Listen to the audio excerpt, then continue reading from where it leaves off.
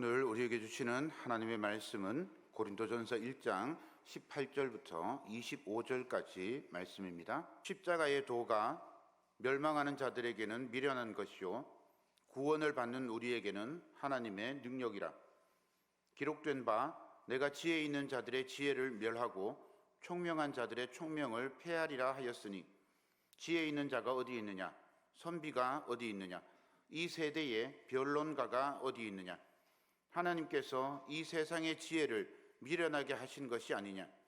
하나님의 지혜에 있어서는 이 세상이 자기 지혜로 하나님을 알지 못하므로 하나님께서 전도에 미련한 것으로 믿는 자들을 구원하시기를 기뻐하셨도다. 유대인은 표적을 구하고 헬라인은 지혜를 찾으나 우리는 십자가에 못 박힌 그리스도를 전하니, 유대인에게는 거리끼는 것이요 이방인에게는 미련한 것이로되, 오직 부르심을 받은 자들에게는 유대인이나 헬라인이나 그리스도는 하나님의 능력이요 하나님의 지혜니라. 하나님의 어리석음이 사람보다 지혜롭고 하나님의 약하심이 사람보다 강하니라. 아멘. 사순절 세 번째 주일입니다. 주님께 예배하는 여러분들에게 우리 하나님의 사랑과 은총이 충만하기를 소망합니다. 내일 모레가 경칩입니다. 경칩이 무슨 뜻인지 아세요? 경칩, 놀랄 경자. 칩은 뭐죠? 숨을 칩자, 겨울잠 자는 벌레 칩자, 뭐 이런 말입니다. 그래서 경칩 이러면 겨울잠 자는 벌레가 놀라서 깨는 절기다. 이게 이제 경칩입니다. 경칩이 되면 개구리가 밖에 나가서 알을 깐대요. 경칩에 저는 개구리 알 본 적이 없는데 옛날에는 그랬답니다. 옛날에 더 따뜻해서 그런지 모르겠는데 어쨌든 경칩에, 그래서 개구리가 알을 까놓으면 그 경칩에 낳은 알을 먹으면 웩 상상만 해도 맥입니다.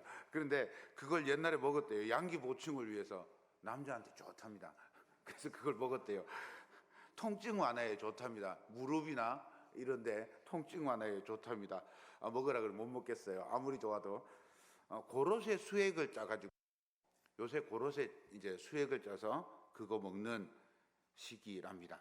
이 경칩에 흙을 만지면 1년 동안 병 없이 잘 지난다 그래가지고, 이 경칩에 집에, 옛날엔 초가집이었잖아요. 초가집 흙벽을 바를 때가 경칩이었대요. 뭐 그때 이제 봄이 되니까 흙벽 바르려고 하다가 보니까 이제 그 바르면 이제 집에 벌레도 안 생기고 좋다. 뭐 이렇게 해서 아마 이런 얘기가 있었나 봐요. 사랑하는 사이에는요, 1년 동안 거의 모셔뒀던 겨울난 은행알을 준대요. 사랑하는 사람한테만. 그래서 은행을 같이 나누어 먹으면서 이제 사랑을 고백했다. 이런 절기가 경칩이랍니다.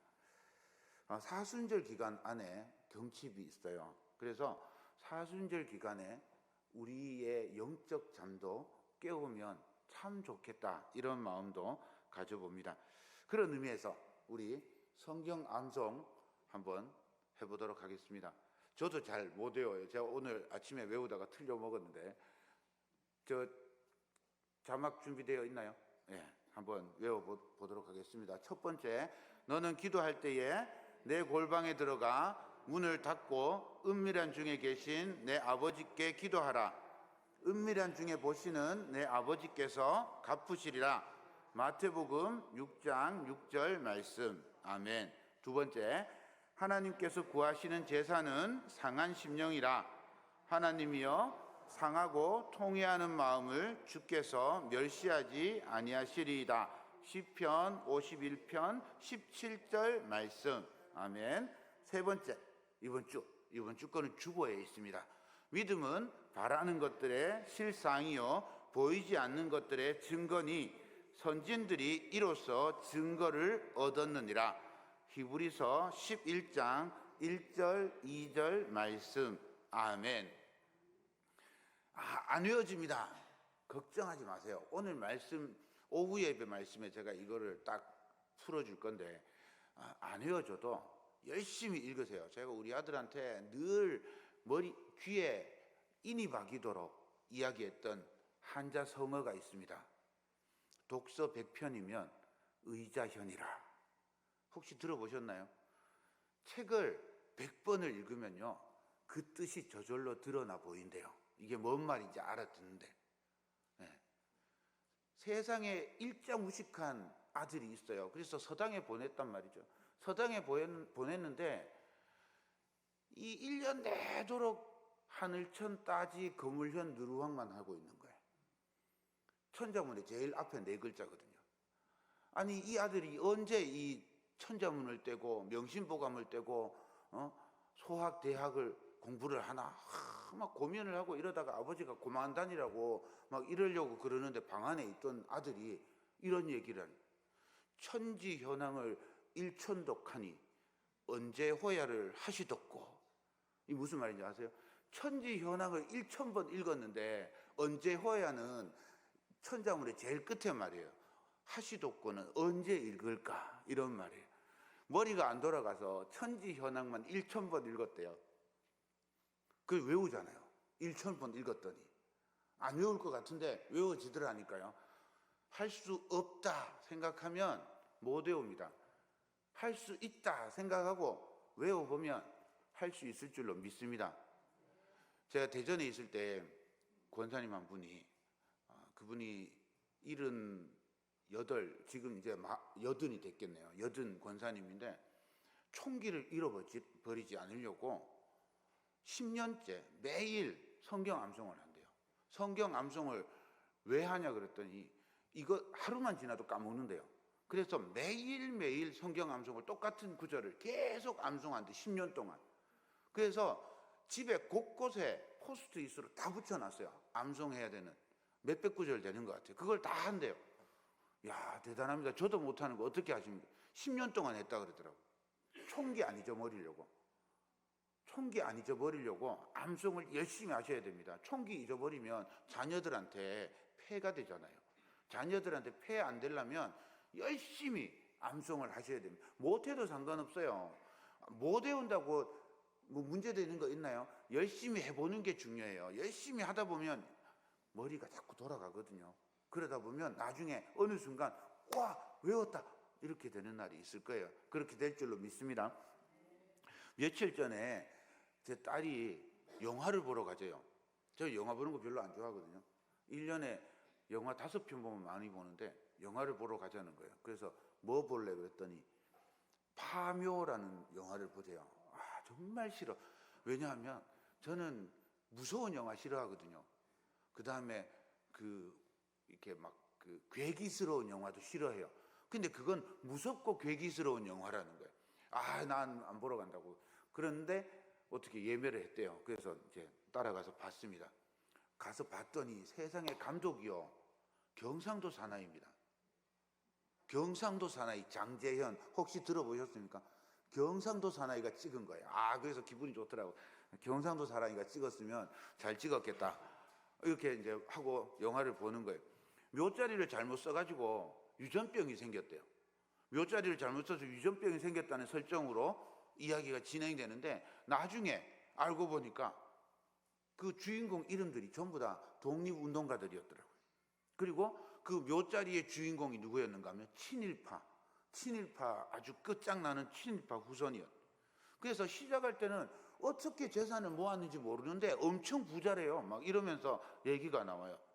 그러면서 이게 이 유전병 때문에 이장을 하다가 뭐 무당도 나오고 지관도 나오고 장의사도 나오고, 그래서 이장을 하려면 묘를 파헤쳐야 되잖아요. 그 묘를 파헤치는 거를 파묘라고 그렇게 한대요. 그래서 이장하면서 생기는 그런 줄거리입니다. 영화를 보면서 친일파 후손이 유전병이 생겼는데 기도하면 낫는다, 뭐 이런 얘기를 하는 거예요, 미국에서. 그런데 또 장의사는 장로인데 구역 모임 한다면서 고스톱을 치고 있어요. 땡땡이 장로인 거예요. 아, 기분이 좀 안 좋았어요. 근데 마지막에 놀라운 장면이 있었어요. 여러분도 이거 한번 보셨으면 좋겠습니다. 일본 도깨비가 우리나라에 와서 우리나라 전기를 빨아먹고 있는 거예요. 그 일본 도깨비를 잡는데 일본 도깨비를 어떻게 해도 무당이 구설해도 안 되고 뭐 저주를 해도 안 되고 별별 짓을 해도 안 돼요. 계속해서 막 지는 거예요. 그런데 이 한 사람이 이제 그 직관이 말을 하는데 뭐라고 하는가 하면, 이 불을 먹으면 쇠는, 물을 먹으면 나무가 이긴다, 뭐 이런 말을 하더라고요. 그러면서 마지막 영화 장면이 딱 나오는데 이 일본 도깨비가요, 최민식 배우의 직관으로 나오거든요. 이 옆구리를 손으로 딱 찔러요. 창처럼 손으로 딱 찌르는데 옆구리에서 피가 막 콸콸 나오는 거예요. 그걸 손으로 이렇게 잡으니까 손에도 피가 묻었잖아요. 그걸 나무에다가 막 바르는 거예요. 나무에다 막 바르니까 나무가 그 시커먼 피에 막 이렇게 묻은 채로 그 나무로 도깨비를 탁 때리니까 도깨비가 꽥 하고 죽어버렸어요. 그때 제가 딱 깨달은 게, 나는 목사구나, 이런 생각을 했어요. 예수님 생각이 난 거예요. 왜 예수님 생각이 났나 하면요, 옆구리를 이렇게 딱 찌르는데 그게 예수님이 창에 찔린 창자국 같은 거예요. 그리고 그 피를 손에 막 이렇게 묻어 있는데 손이 못자국 같은 거예요. 그리고는 그걸 나무에다가 막 발라요. 그 피 묻은 물 묻은 나무가 아니고 피에 젖은 나무로 그 도깨비를 때리니까 총과 칼로도 못 이기는, 뭘로도 이길 수 없는 그 괴물 같은 도깨비를 그냥 딱 두 방에 그냥 죽여버리더라는 거예요. 그걸 딱 보면서 제가 느낀 거예요. 예수 그리스도의 십자가가 새와 칼로 상징되는 세상을 이겼다. 제가 이런 생각이 들었어요. 피에 젖은 십자가는요, 원래 로마 제국을 이길 수 없습니다. 로마 제국은요, 예수님 태어나기 전에만 5,000명을 십자가에 못 박아 죽었어요. 예수님이 그 공생에 시작하기 전에 3,000명을 십자가에 못 박아서 죽였습니다.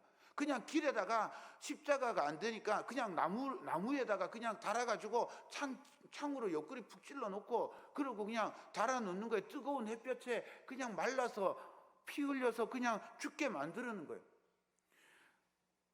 총과 칼로 대변되는 세상은 이 십자가로 대변되는 나무가 이길 수가 없어요. 그런데 사도 바울이 오늘 본문에서 이렇게 표현하고 있어요. 1장 18절입니다. 십자가의 도가 멸망하는 자들에게는 미련한 것이요 구원을 받는 우리에게는 하나님의 능력이라. 아멘. 예수 그리스도께서 십자가를 통해서 가르쳐 주신 진리는 세상 사람들, 멸망하는 자들에게 미련하고 어리석게 보이는데, 그것이 오히려 하나님의 사람, 구원을 받는 우리에게는 하나님의 능력이 되는 줄 믿습니다. 그 하나님의 능력이 나무로 쇠를 이길 수 없고 피로 칼을 이길 수 없는 그 상황을 뒤집어 엎어서 예수 그리스도의 십자가와 그 보혈로 세상의 강함을 꺾으셨습니다. 우리는 예수 그리스도의 십자가와 보혈로 하나님의 능력을 얻은 사람인 줄로 믿습니다. 그런데 초대교회에 이 말씀은 우리에게도 마찬가지지만 놀라운 도전이었습니다. 이 말씀을 이해하기 위해서는 고린도 교회의 상황을 알아야 합니다. 고린도 교회에는 두 가지 문제가 있습니다. 하나는 바깥에서 오는 환난이고, 하나는 내부에서 닥치는 분열입니다.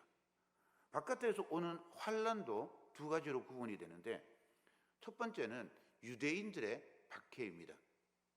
유대인들이 기독교인들을 박해해요.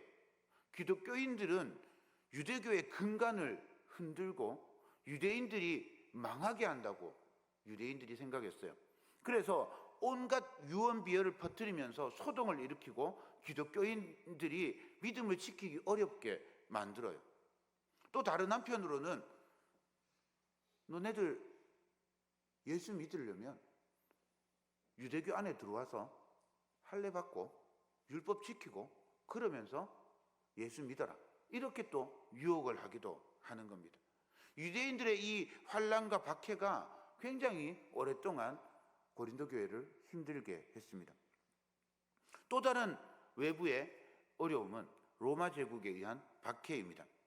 이 고린도 교회는요, 고린도 지역이라는 이 도시가 그 율리우스 카이사르라고 하는 로마의 황제가 만든 도시입니다. 율리우스 카이사르 그러면 못 알아듣지만 왔노라, 보았노라, 이겼노라 들어보셨죠? 주사위는 던져졌다 들어보셨죠? 이 말을 한 사람이 카이사르입니다.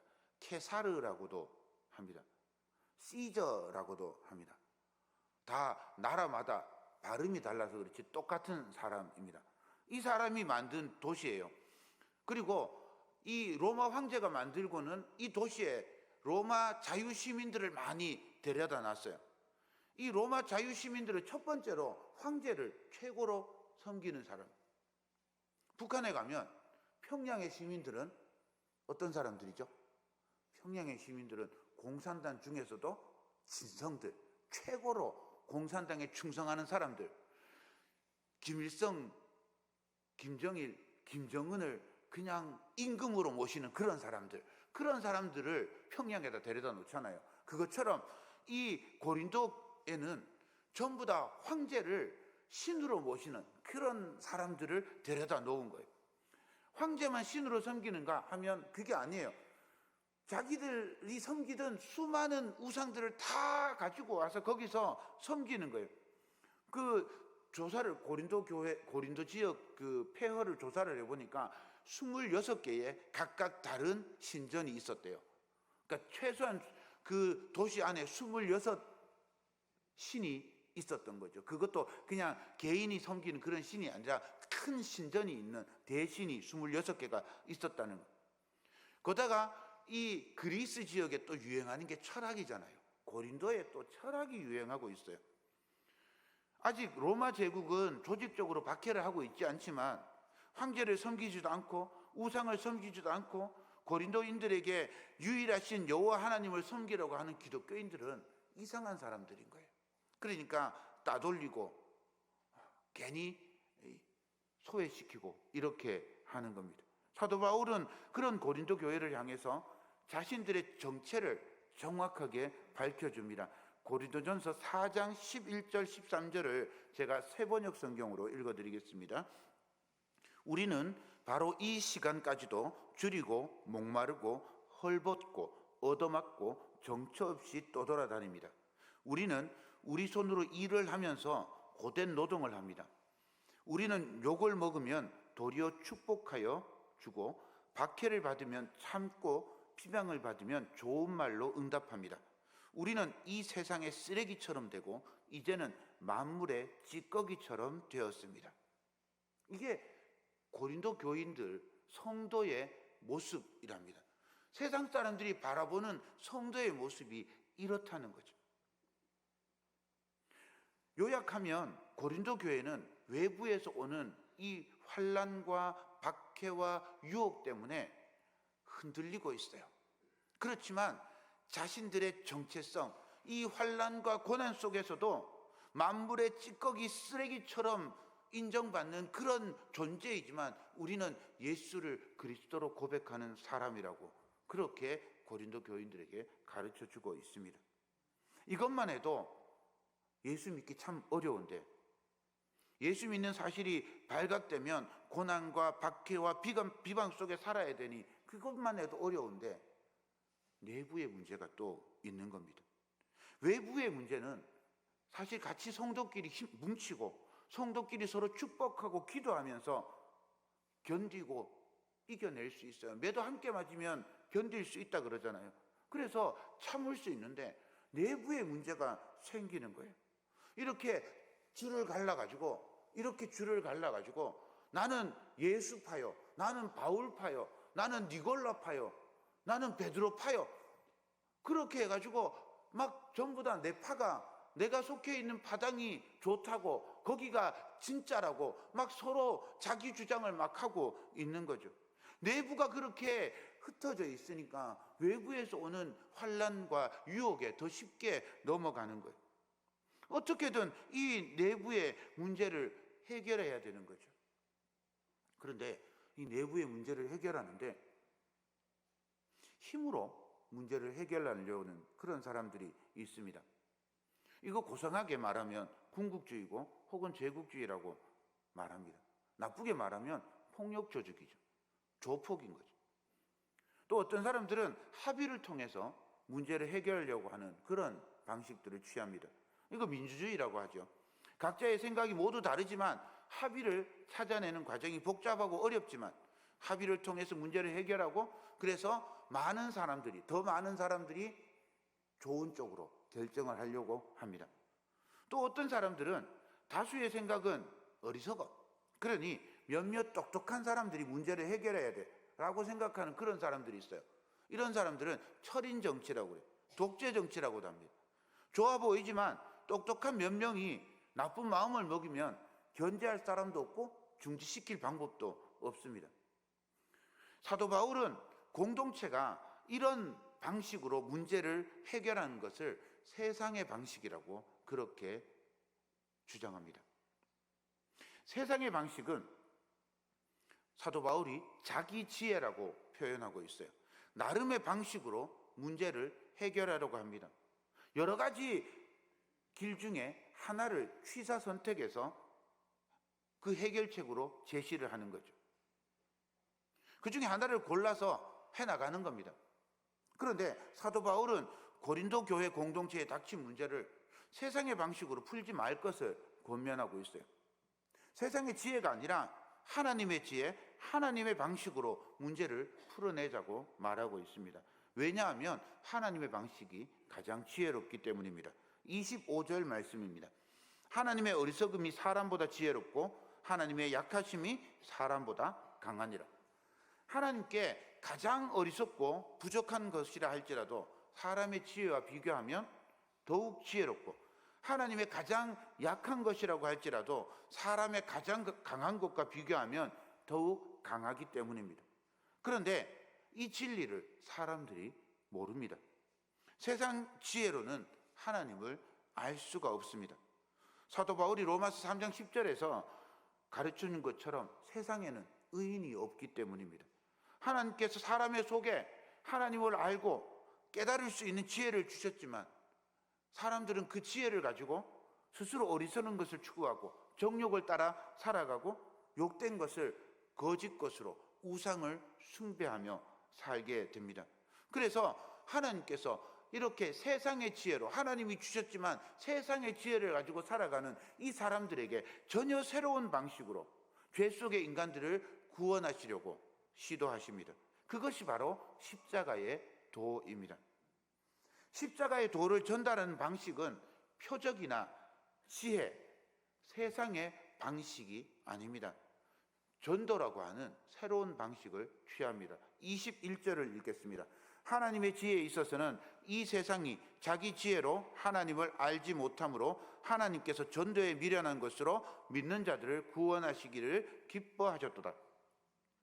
구약의 예언자들을 통해서 계속해서 깨우치고 알기를 원하셨지만 사람들은 하나님을 거부하고 알려고 하지도 않았습니다. 그리고 세상의 방식으로 살아가려고 그렇게 했습니다. 그래서 하나님께서 미련해 보이는 전도를 통해서 복음을 전하려고 작정하셨습니다. 고린도 사람들은 예수님을 그리스도로 주로 고백하면서 예수님을 구원자로 믿었습니다. 그런데 그렇게 교회로 들어온 이 고린도 사람들이 세상의 방식들을 가지고 교회에서 살아가는 거예요. 세상의 방식대로 교회를 운영해 가려고 하는 겁니다. 자기들이 믿고 있는 대로 세상의 방식대로 자기들끼리 파당을 만들고 분당을 만들고 내가 불편해하는 사람들은 따돌리고 내가 좋아하는 사람들끼리만 모이고 그렇게 일을 해나가려고 그렇게 시도합니다. 이건 전문가들이에요. 로마 시민들이고 그리스 사람들은 그런 쪽에 아주 전문가들이에요. 문제를 민주적으로 풀어내고 때로는 아주 똑똑한 몇몇이 사람들의 마음을 움직여가지고 자기들 마음대로 끌고 갈 수 있는 그런 방식으로 지금까지 살아왔어요. 그 방식을 교회에다가 적용하려고 하는 거죠. 예수 그리스도의 십자가는 이 세상의 방식과 철저히 다르다. 믿는 것은 십자가와 은혜로 믿으면서 세상의 방식, 세상의 그 지혜로 문제를 풀어가려고 하는 것은 잘못되었다. 사도 바울이 그렇게 가르치고 있습니다. 그러면서 십자가의 도를 세상 사람들이 어떻게 받아들였는지 기억하게 합니다. 22절부터 24절입니다. 유대인은 표적을 구하고 헬라인은 지혜를 찾으나 우리는 십자가에 못 박힌 그리스도를 전하니 유대인에게는 거리끼는 것이요 이방인에게는 미련한 것이로되 오직 부르심을 받은 자들에게는 유대인이나 헬라인이나 그리스도는 하나님의 능력이요 하나님의 지혜니라. 유대인들에게 예수님은 메시아 그리스도일 수 없습니다. 메시아는 자신들을 로마의 압제에서 해방시켜주고 참된 자유를 주어야 돼요. 그래서 메시아가 표적입니다. 메시아라면 유대인들에게 자유를 줄 수 있는 사람이어야 되는 거죠. 로마 제국의 칼과 창과 패배에서 십자가에 달려 돌아가셨는데 어떻게 메시아일 수 있는가? 뜨거운 아이스 아메리카노가 말이 됩니까? 뜨거운 아이스 아메리카노를 달라는 거하고 똑같은 말이라는 거죠. 십자가에 달려 돌아가셨는데 어떻게 메시아일 수 있단 말인가? 신명기 21장에 보면 나무에 달린 사람은 하나님이 저주했다라고 명백하게 기록하고 있는데 십자가에 달려 죽은 사람이 어떻게 구원자라고 할 수 있는지, 유대인들에게 입장에서는 말이 되지 않는 소리인 거죠.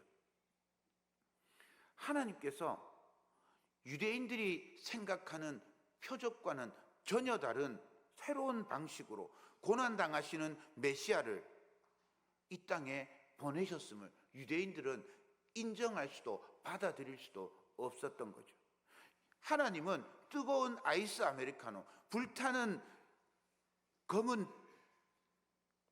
검은 피에 젖은 나무가 꺾을 수 있다. 세상의 권력과 세상의 방식은 예수 그리스도의 십자가로, 예수 그리스도의 그 하나님 나라 선포만이 승리할 수 있다라고 새롭게 가르쳐주고 있는 겁니다. 그런데 유대인들에게는 이게 거리끼는 것이 될 수밖에 없는 거죠. 믿을 수가 없고 표적이 될 수가 없는 겁니다. 십자가는 패배의 표적입니다. 그러나 우리에게는 패배의 표적이 아니라 승리의 표적이 되는 줄로 믿습니다. 헬라인들에게는 논리와 철학이 필요합니다. 예수님께서 십자가에 달려 돌아가심이 어떤 논리로 인간을 구원하시는지, 하나님의 나라가 어떻게 약속되는지 이해시켜 달라고 그렇게 이야기합니다. 그런데 사랑하는 연인이 사랑하는 이유를 물으면 정확하게 대답을 할 수가 없습니다. 생각을 해보지만 나중에 하는 말이 그냥입니다. 그냥 꽂혔다. 그냥 꽂혀서 사랑한다. 불꽃 아닌 불꽃이 튀긴 거죠. 느낌적인 느낌이 생긴 거예요. 말로 설명할 수 없는 그런 필이 통한 겁니다. 그래서 사랑하게 됐는데 그 사랑을 이유를 꼽아가면서 생각을 해보니 발가락이 삐뚤어진 것도 사랑스럽더라는 거예요. 코 고는 것도 사랑스러운 거예요. 머리에 새치가 있는 것도 사랑스러운 거죠. 다른 사람들은 그게 이상한 거고 약점으로 보이는데 사랑하면 다 사랑스러운 거죠. 이유를 얘기하려면 그냥 사랑하는 겁니다. 헬라인들한테는 그냥이라는 게 받아들여질 수가 없는 거죠. 논리적으로 설명해봐라. 그냥 사랑해. 아마 헬라인들은 그 대문자 T였던 것 같아요. 그냥 예수님께서 십자가에 달려 돌아가신 걸 어떻게 논리로 설명할 수 있어요? 그냥 하나님이 사랑하니까, 하나님이 그냥 우리를 사랑하셔서 독생자 예수 그리스도를 십자가에 내어 놓으셨습니다. 믿을 수밖에 달리 도리가 없는 거죠. 그러니 헬라인들에게는 이게 얼마나 미련하고 바보 같은 일처럼 보이겠습니까? 그러나 사랑하는 여러분, 하나님께서 이와 같이 거리끼고 껄끄럽고 미련하고 바보 같은 일을 통해서 우리를 구원하신 줄 믿습니다. 그냥 믿어지는 거죠. 성지순례를 갔는데 예수님께서 신문 받았던 박석이라는 곳과 예수님의 무덤을 가보았습니다. 시간이 없어가지고 무덤 안에 들어가지는 못했는데 무덤을 이렇게 손으로 이렇게 만지는데 눈물이 그냥 주르륵 흐릅니다. 그 박석에 입을 맞추는데 전율이 옵니다. 그 박석이 진짜 예수님이 그 재판받은 박석인지 아닌지 증명할 수가 없어요. 이 무덤이, 예루살렘의 무덤이 예수님 무덤이라는 게 8개 있대요. 이게 진짜 예수님 무덤인지 증명할 수 있는 방법이 없습니다. 그런데 그 예수님의 무덤이었다는 그곳을 만지는데 눈물이 나요. 그 심판받고 그 채찍질 당했던 그 박석이라는 곳에 입을 맞추는데 전율이 생깁니다. 그건 뭘로 표현할 수 있겠어요? 무슨 논리로 설명할 수 있겠습니까? 아무런 논리로 설명할 수 있는 게 아닙니다. 어떤 표적도 표징도 아닙니다. 그냥 감격하고 감사하고 눈물이 나는 거예요. 하나님께서 세상 모두를 지우고 다시 시작하는 게 가장 합리적이지 않습니까? 하나님이 세상 모든 것들 다 없애고 새로 지구 만들고 거기 새로 사람 만들고 거기서 그 사람 절대 범죄하지 않는, 죄짓지 않는 사람 만드는 게 하나님 입장에서는 가장 논리적인 거예요. 그런데 하나님이 보기에도 가장 어리석고 미련해 보이는 십자가의 도를 전함으로 우리에게 구원을 주셨습니다. 우리는 그렇게 구원받은 백성인 줄로 믿습니다. 세상의 방식과 전혀 다른 방식으로 우리는 구원받은 백성입니다. 사랑하는 여러분, 우리는 세상과 다른 사람입니다. 세상의 방식과 다르게 사는 사람입니다. 세상과 분리되어 살라는 말이 아니라 세상 속에 살지만 세상과 구분되어 살아야 하는 사람입니다. 왜냐하면 우리는 하나님 나라 백성이기 때문입니다. 예수님께서 피로 값주고 사신 보배이기 때문입니다. 예수님의 귀한 보배, 하나님의 자녀로 살아가는 복된 한 주간 되시기를 주님의 이름으로 축원드립니다.